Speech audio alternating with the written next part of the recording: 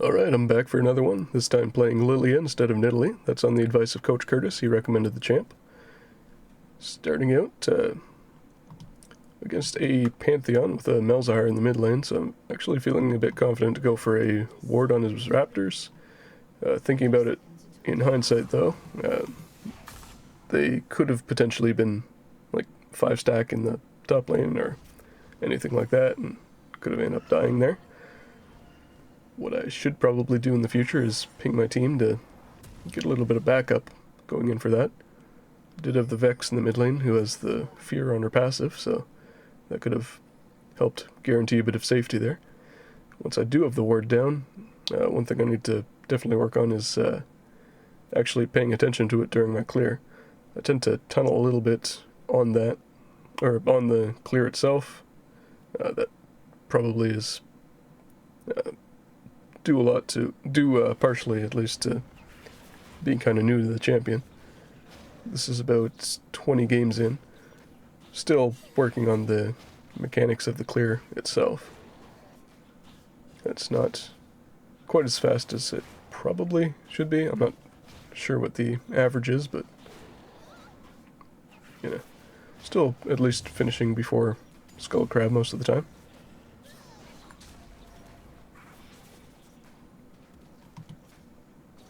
I'm also trying to check in on side lanes, while I'm getting the clear done. I think I actually did place that ward too early as well, so I didn't actually see him on the Raptors. So that's another thing to consider. But yeah, I'm trying to pay attention to side lanes, or the lane I'm pathing towards at least. In this case, the Jhin ends up DCing, which is not ideal, but he does end up reconnecting and making it back to lane by the time I'm finished the clear, so I'm able to try and get something done early on here.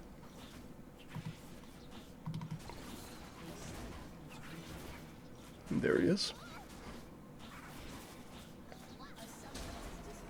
And there, the set actually DCs as well, which I didn't notice in game because you only get notification for allies. Alistar ends up landing a good combo. Flashes away from an E, which I don't think was going to hit him to begin with, but, I'll take it anyway. I do see Pantheon in the area there, but it's looking pretty doomed for Lucian there anyway. And trying to be more aggressive generally anyway. Previous games, I think I kind of fell into the trap of, being too passive early on and taking the scaling for granted. It's really tempting on a lot of these champions to,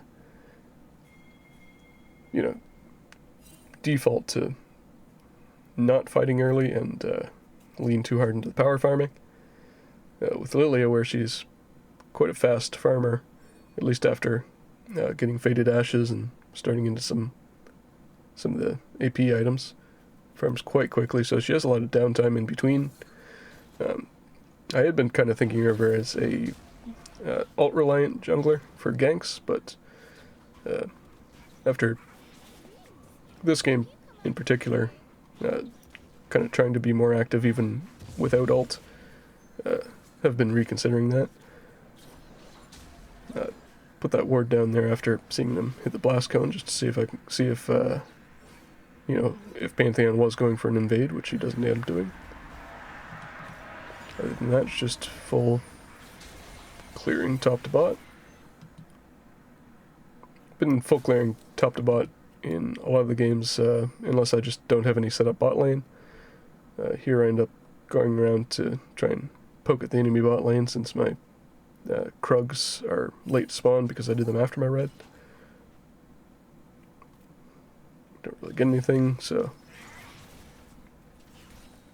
don't really need to. It's an intermediary move anyway, just waiting for Krugs to spawn. So go and take them. Still have downtime, so end up going for a gank since a fight is broken out here.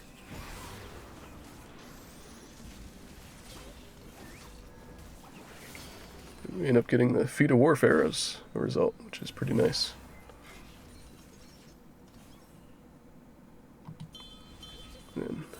camps are respawning. I do see them pinging to push, which I guess was actually just them kind of communicating between each other. And I probably didn't need to actually show up and help with the push there. Don't start dragging or anything, or respond to this mid thing, because my camps are respawning and want to be on them. You know, there's being more aggressive, and then there's just letting your camps sit up. Probably could have been paying more attention to this, but do respond eventually here.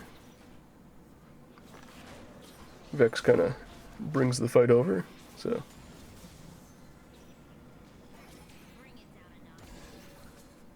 I kind of expected Echo to run the other way, but he really tunnels on the Vex. And uses his W right before the ult goes off, so I don't want to get stunned.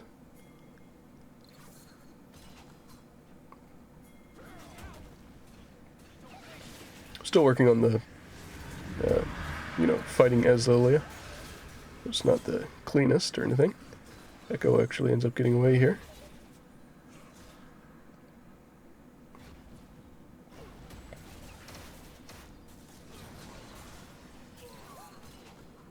Kind of didn't consider the Pantheon jumping on the All-Star there, so end up missing the W.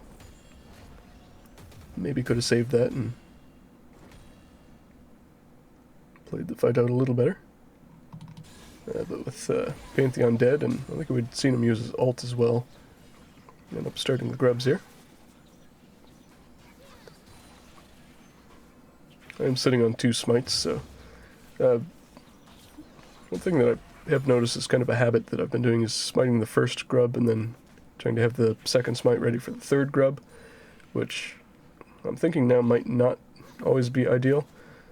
There I kind of don't use it optimally at all, because I'm kind of trying to focus on something I'd seen in a guide for the champion, which was, you know, trying to kill the grub on the end so that the other 2 don't need to be repositioned, and it can hit them with the bonus damage on the W. Don't end up doing that either, but yeah, like I said, the clear and the epic monster take is still something that's a work in progress. Only about 20 games in on the champ so far. So that's something that can definitely be worked in over time. Main thing I want to focus on first off is, you know, trying to get the, really trying to get used to the champ in general and how she scales out throughout the match. When I'm actually, you know, favored in a fight, that kind of thing.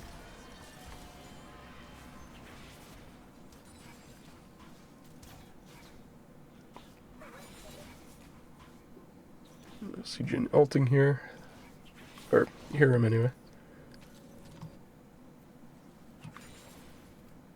Kind of low. He ends up backing. So do end up showing up here just to poke at the enemy bot lane a bit. Ping the All-Star back in a moment here, just because I don't want to full commit, because it is, you know, at best 2v2. So I do want to wait for Jin to get back in lane. Start channeling recall here, just because, you know, it saves time if you decide to recall later. You can always cancel it. See Pantheon top here, or we saw him a moment ago, so it's pretty safe to go for this.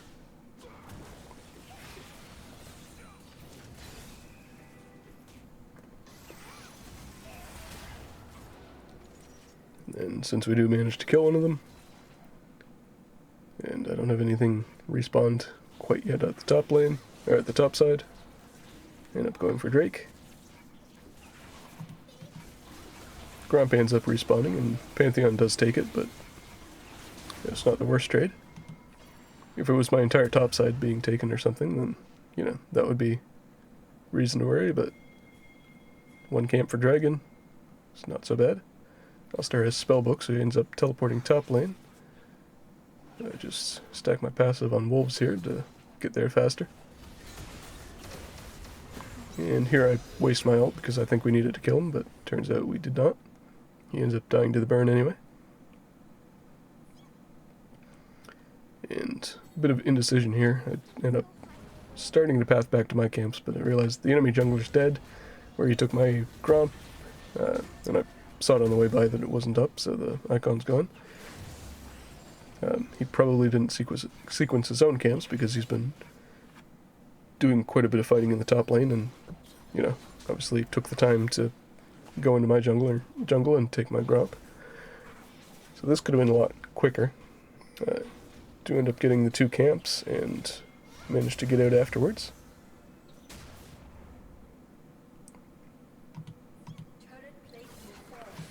I do still have the warding trinket, which I'm not sure is... it's probably pretty late to still have that, but I do place a ward there just to see if I am being invaded. Doesn't end up going for it, so I think we're just both pathing down at this point.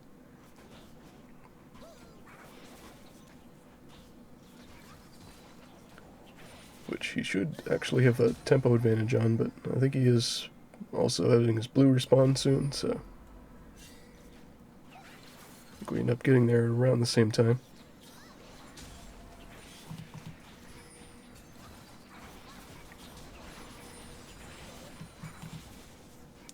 So, even though we're both in the area, I'm not too worried about taking the 2v2.